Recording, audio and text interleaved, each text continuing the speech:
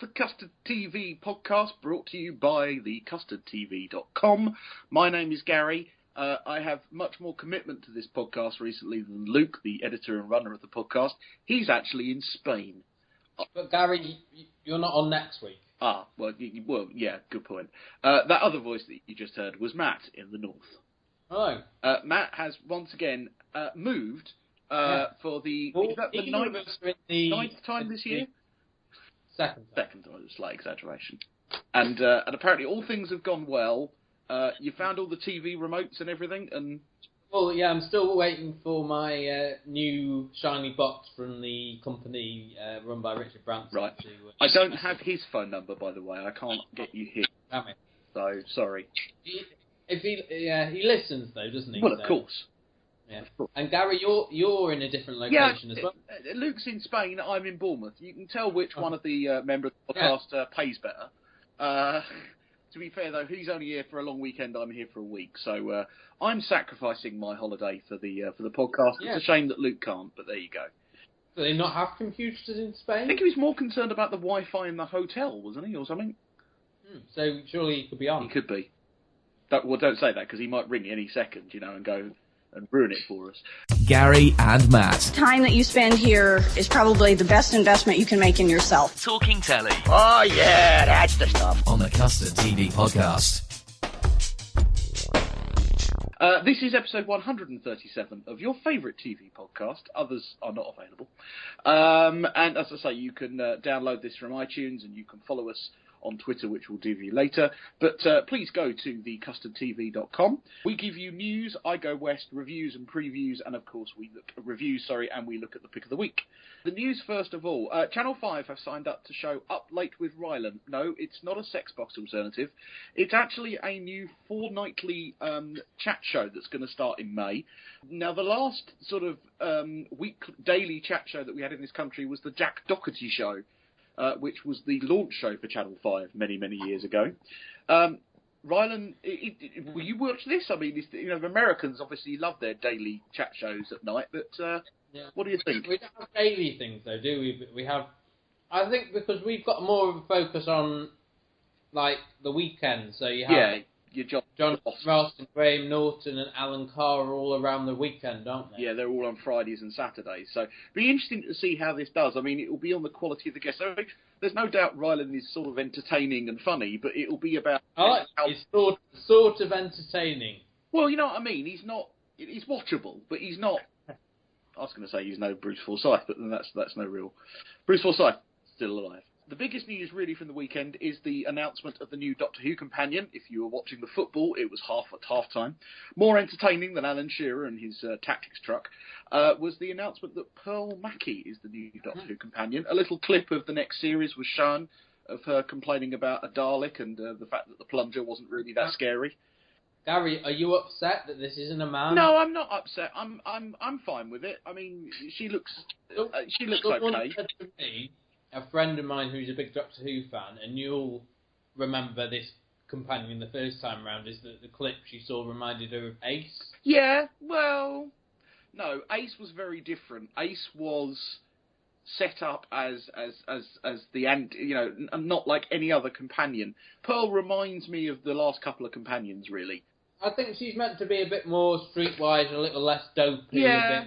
She looks almost like the same tone as Catherine Tate brought to it, sort of thing. A little bit, I suppose. Now, Pearl Mackie is fairly unknown. She's certainly not known in the Doctor Who universe. She's never been in it before. Has she ever done anything before? She has been in Doctors.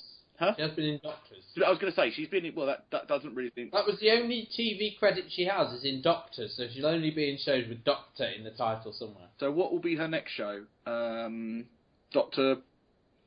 Quinn. Yeah, maybe. Negotiations between the BBC and Love Productions, who produce the Bake Off, have sort of been at a bit of a standstill. I think they're contracted to one more series, which is the one airing later this year. Right.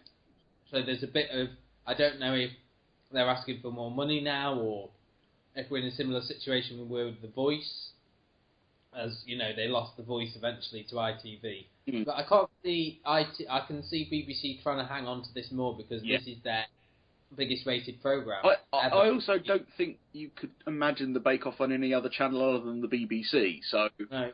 Well, they tried it, didn't they? Food Glorious Food was the. Well, yeah, but I mean, even if ITV outbid them, I don't know that people. Well, I imagine people would watch, but I don't imagine ITV would be able to.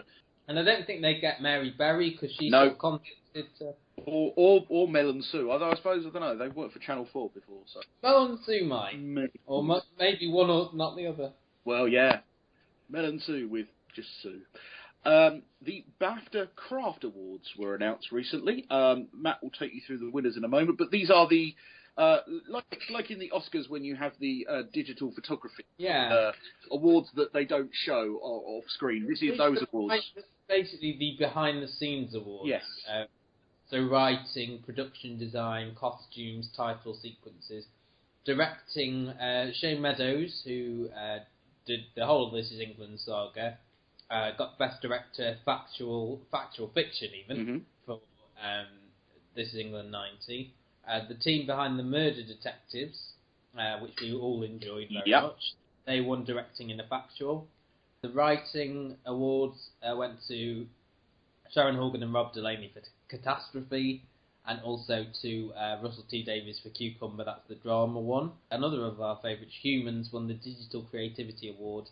And Michaela Cole, who was in Chewing Gum, wrote Chewing Gum, and also more recently in The Aliens on E4, won the Breakthrough Award and gave quite a sort of impassioned speech about, if you want your stories told, then write them down. It's an interesting award show and one that probably isn't given as much publicity, but then it's a lot of people that, like TV nerds like us outside of that circle, won't know who Shane Meadows and Russell T Davies and people like that are. Yep, good to see that they get the credit that they so richly deserve. Yeah, it's been a good year for television, so I suppose it's going to be a good year in awards as well, isn't it? So that's the news. The reviews, including the stunning finale of Line of Duty coming up, and of course the end of Scott and Bailey. But first, Gary, can you go west? Yes, certainly I can, Gary. Play the music. Westeros. Gary goes Westeros. Oh, yeah, Gary goes Westeros.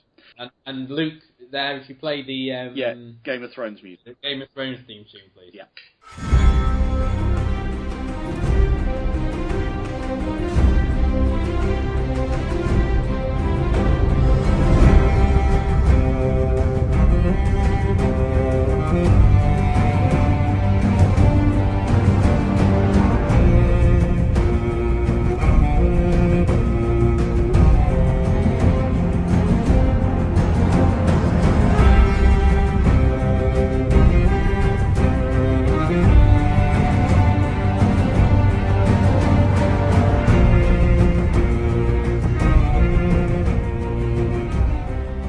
The only thing this week that was sort of, on my television radar for the US was the return of Series 6 of Game of Thrones, which proceeded to break Sky Atlantic's viewership records. It was simulcast at 2 or 3 in the morning with the Americans, and then you can obviously get home and watch it at 9 o'clock on Sky Atlantic. Well, you could have watched it any time after that. Well, that's right. That's how I did it. I actually woke up early Monday morning and watched it. This first episode has been described as a little disappointing, but I think it's more a set-the-scene episode. If you're a fan, you know that the first couple of ones are like that. Certainly 1 in 10 of each series are set up and, where everyone is at the start and the end of the season, isn't it? The kind of major, I won't go for 2 minutes, there's not really spoilers if it's been shown, but Jon Snow is dead. There really was no end to that, to speculation, but his body has not been burnt, and he's still technically in the show. He must be getting a nice acting credit for lying there, old Kit Harington. They ended the Dornish plot a little bit by surprisingly killing off Prince Doran and Areo Hotep. Your favourite, Luther's wife, was that? Yeah, Luther's.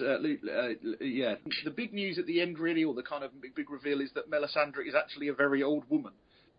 She took off her necklace, which is allegedly her glamour, although she has been seen before without the necklace, and revealed herself to be a 400-year-old woman, which has caused a lot of controversy and speculation about who she actually is. But people are speculating she could be any number of old characters, because, of course, there's a massive history in Game of Thrones. I think overall I was okay with this episode. There was good scenes, there was enough fighting and controversy and stuff, and there was enough setup. I like the bits with Brienne of Tarth and Sansa and all that. Although, as someone did point out, what happened to the hounds? She killed 5 men, 1 got away with the hounds. Seems a bit weird. But hopefully that will be explained in the next episode. Well, someone needs to go back to the person, don't they, and go... Well, that's right, yeah. Go back to Ramsay Bolton and say... And then he'll be fed to those same said wolves. And I think the best line of the programme was Ramsay Bolton when he found out that his girlfriend had been thrown from the castle roof, and after delivering a lovely eulogy about her, said, just chuck her to the dogs. It's one of those shows where there's so many... And I suppose, in a way, it's like a lot of the other H, like The Wire, for example. You know, you had so many characters in that. It was hard to focus on one person for too long. And I think that's the hard thing, is that they've got so many different plot lines and everything that, you know, even next week's episode, the previews for that suggest that we're getting more characters back, like Bran and some of the Greyjoys, and, you know, you're going to get lots of plot lines, and then it's all going to be the next sort of 6-7 episodes, them all coming together and, you know, interacting. So I think that's why I find it hard to watch one after the other, if you know what I mean. That's why I often do 2 or 3 at a time. Yeah, fair enough. I don't know if I'll keep going with this series at, you know, episode by episode pace. You might sort of save 2 or 3 up and have a splurge. Yeah. That's fair enough.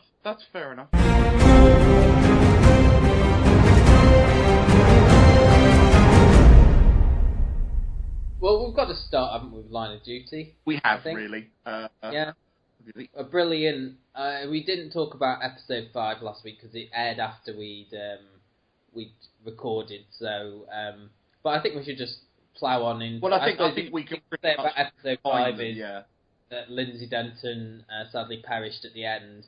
The most interesting thing is that we called that ending the week before. Still debating whether that was me or a collective, but I will accept collective. I will accept the collective. If you go back, I went back and listened to it. Okay, good research here, good. And I said, what if Lindsay Denton finds out that he's the caddy? Yeah. And then you said, and then he kills her. So it was a. Okay. Well, so we agreed Luke had nothing to do with it. No. Fine, no. That's good. Yeah. It was just me and you. That's fine. And he said something like, "Oh, I would hate that," or. Yeah. Well. We'll find out his feelings when you return. It was so good, and that she got that text message to Ted Hastings about. That was solved very quickly. One of the key things from episode 5 was who does she send the text to, and they resolved that pretty early on in episode 6 that it went to the head of AC-12. Well, no, it said that on the screen. Oh, did it? Oh, I didn't spot that. I didn't AC-12. spot that. I just saw that she sent the text. I didn't spot who it went to. Vicky McClure, the Kate character, when she went to say, you know, I want to investigate fellow agents 12 and you thought, oh, it's going to be Steve because, you know, there's this suspicion. But instead, you knew in your heart of hearts that it was Dot that she was looking into, and she wasn't sure about... No, I think everyone was a bit iffy about Ted Hastings, but they sorted that out pretty quickly, didn't they? Yeah. This episode was done in an hour and a half. They did a 90-minute special. And even then, I felt like I could have watched another 90 minutes and not been too bothered by it. It's amazing how gripping the show is. Yeah. When almost like half of that was in the same interview room. Yes, there were 2 big interviews. One by the 3 AC-12 officers against D.S. Arnott, and then the 2 D.S. Fleming and Hastings interviewing Doc Cotton. And it was interesting that the action sequences came right at the end of the episode, the last 15 minutes. Well, at the beginning, I suppose at the beginning and at the end, yeah. The rest Steve by Dot after, you know, he set him up for... And there's no way, as a first episode, that would have worked. But what you got, really, was just the good... You know, Jed's writing is I really want to reveal everything to you now. And the use of the way that they do evidence in these investigations, you know, the way in which they show you everything is very, very clever. You know, category in your packs, you will see. Yeah, and that is how I'm sure investigations like that are now showing. But it means we see everything. There's no surprises at the end that we don't know about. There's no like unexplained. So Jed must have to write very methodically to do that. Well, we should say, shouldn't we, that there is an interview with Jed on thecustardtv.com at the moment. Yes. Talking about the series and everything like that. And there was news released today that Series 4 will start filming in August this year. Well, we knew that Series 4 was going to follow hot on the heels because it was announced at the same time as Series 3. That's right, but... I thought, I had a feeling that this would end on a cliffhanger with Doc getting And when Doc got away the first time in that car, you thought, oh, that's the end of it. You know, I actually thought maybe because you saw a guy in a helmet, I wondered whether he would get away, but then Vicky McClure shot him. I thought maybe the next series would be who was the man who was saving him.